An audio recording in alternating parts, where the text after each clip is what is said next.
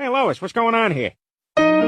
So last week, Coldplay released a new album called Moon Music. Now, I have a long history with Coldplay. I pretty much grew up with them and liked every album of theirs, right up until Music of the Spheres, and that album was, it was really bad. But now they released a new album, and I actually think it's good. I'm only gonna go through my thoughts briefly since I don't want to drone on too long about it, and this is my first commentary video, so bear with me, please. I'm gonna briefly go over what I liked about the track, and then I'll just give it individual ratings. So let's go. So I'm just gonna say right off the bat, this is the best song on the album. Like, I'm actually shocked at how great this song is. Like, getting John Hopkins on the track was already a good sign, considering he was a part of some of their best work, especially on Midnights. So I'm happy to see him back again. I mean, those layers of strings are just so gorgeous, and the piano is just amazing. The fact that it's literally better than every song on Music of the Spheres is funny, except for Coloratura. I'll give this one an 8.5. When this came out, it got a lot of mixed reviews, but honestly, I don't see it. I think the song's pretty good. I can understand why people say that this is hollow and sappy, even I see it as sappy. But I don't know. The production and bright mood of the track just does it for me. It's just really pretty and fulfilling. I wouldn't say it's replayable. Like, I wouldn't go back to it too often, but it works as a transitioning point for the first track, at least. 7.8. Right, so this is where my issues start, because I don't understand why the fuck this song is in here. Like, it's almost as bad as A Sky Full of Stars being in Ghost Stories. Like, it just doesn't make any sense. I mean, the piano outro in the end was kinda cool, but that doesn't really do much for me. It doesn't help the fact that this literally sounds like a fucking League of Legends ad. Or a KSI song, but you can't really tell the difference, can you? It's just so painfully average, you know? I mean, this just doesn't sound like Coldplay at all. At least Little Sim's verse was kind of good, but that's just the bare minimum. I'll give it a 5.5 though. Like, it's not a terrible song by any means, but it's just really mid, and I get nothing out of it. This is another song that I feel like should not be here. The production is clean as always, but I don't get anything out of this. They also seem to be putting a lot of interesting outros at the end of each track, like they did with this one, but the track is just fine overall. 6.3. At this point, I was starting to lose hope. 3 misses in a row is like never a good sign, and I was immediately getting Music of the Sphere flashbacks. I mean, it's not like Coldplay made dance tracks before. I mean, Adventure of a Lifetime is a banger and one of the only hits from the album, but this just sounds like it would be in like a fucking FIFA game or something, which isn't bad because sometimes FIFA soundtracks can go hard, but this is just serviceable dance music at best. Solid 6.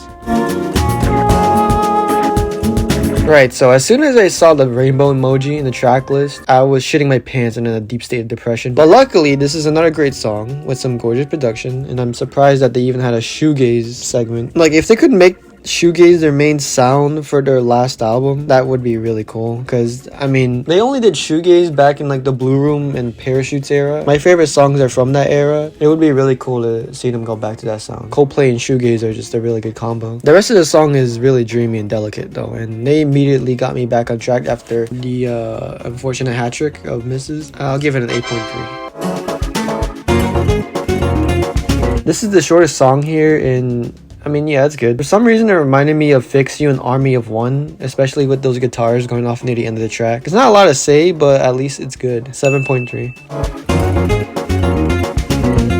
Now, this track is something else. I'm very surprised with how this turned out, honestly. Like, right from the start, it was giving me Remind Me by Royksop vibes. It's another dance track in the album, but this is a dance track that is an absolute ethereal banger. I mean, the core melody just in itself is just so addicting, and it's like really good. I could just imagine hearing this in a rave. I mean, it's not like I'm going to one, but you know, I could imagine it. 8.3.